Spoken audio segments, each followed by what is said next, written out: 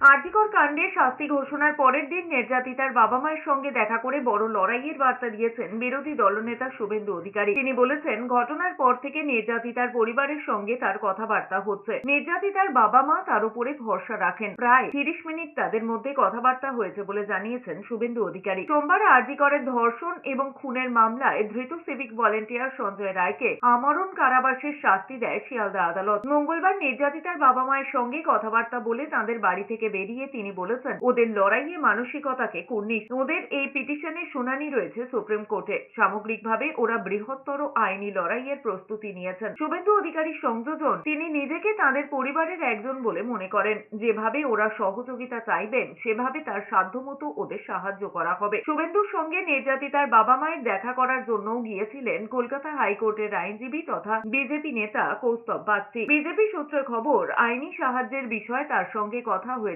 নির্যাতিতার পরিবারের। সুপ্রিম কোর্টে আবার ডেট আছে। ওনারা বৃহত্তর আইনি লড়াইয়ের প্রস্তুতি নিচ্ছেন।